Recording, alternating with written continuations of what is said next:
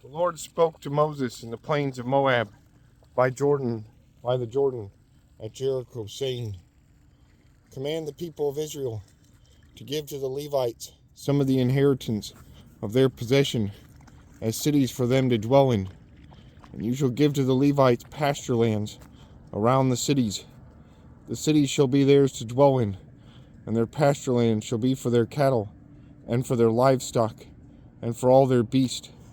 The pasture lands of the cities, which you shall give to the Levites, shall reach from the wall of the city outward 1,000 cubits all round. And you shall measure outside the city, and on the east side 2,000 cubits, and on the south side 2,000 cubits, and on the west side 2,000 cubits, and on the north side 2,000 cubits, the city being in the middle. This shall belong to them as pasture land for their cities. The cities that you give to the Levites shall be the 6 cities of refuge, where you shall permit the manslayer to flee.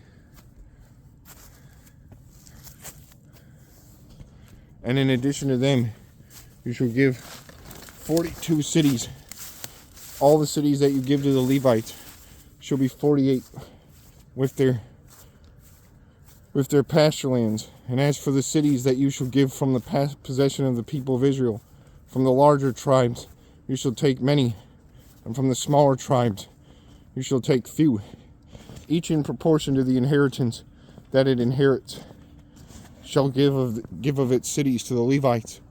And the Lord spoke to Moses, saying, Speak to the people of Israel, and say to them, When you cross the Jordan into the land of Canaan, you shall select cities to be cities of refuge for you, that the manslayer who kills any person without intent may flee there. The cities shall be for you a refuge from the avenger, that the manslayer may not die until he stands before the congregation for judgment. And in the cities that you give shall be your 6 cities of refuge. You shall give 3 cities beyond the Jordan, and 3 cities in the land of Canaan to be cities of refuge. These 6 cities shall be for refuge for the people of Israel, and for the stranger, and for the sojourner among them, that anyone who kills any person without intent may flee there. But if he struck down with an iron object so that he died, he is a murderer. The murderer shall be put to death. And if he struck him down with a stone tool that could cause death, and he died, he is a murderer. The murderer shall be put to death. Or if he struck him down with a wooden tool that could cause death, and he died, he is a murderer. The murderer shall be put to death. The avenger of blood shall himself put the murderer to death. When he meets him, he shall put him to death. And if he pushed him out of hatred, or hurled something at him, lying in wait, so that he died, or in enmity struck him down with his hand, so that he died, then he who struck the blow shall be put to death. He is a murderer. The avenger of blood shall put the murderer to death when he meets him. But if he pushed him suddenly, without enmity, or hurled anything on him, without lying in wait, or used a stone that could cause death, and without seeing him dropped it on him, so that he died, though he was not his enemy, and did not seek his harm, then the congregation shall judge between the manslayer and the avenger of blood in accordance with these rules. And the congregation shall rescue the manslayer from the hand of the avenger of blood, and the congregation shall restore him to his city of refuge, to which he had fled, and he shall live in it until the death of the high priest, who was anointed with the holy oil.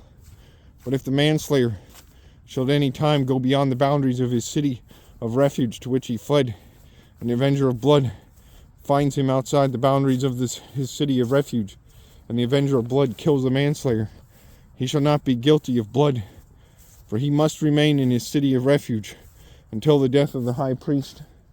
But after the death of the high priest, the manslayer may return to the land of his possession, and these things shall be for a statute and rule for you throughout your generations in all your dwelling places. If anyone kills a person, the murderer shall be put to death on the evidence of witnesses, but no person shall be put to death on the testimony of one witness. Moreover, you shall accept no ransom for the life of a murderer who is guilty of death, but he shall be put to death. And you shall accept no ransom for him who has fled to his city of refuge, that he may return to dwell in the land before the death of the high priest.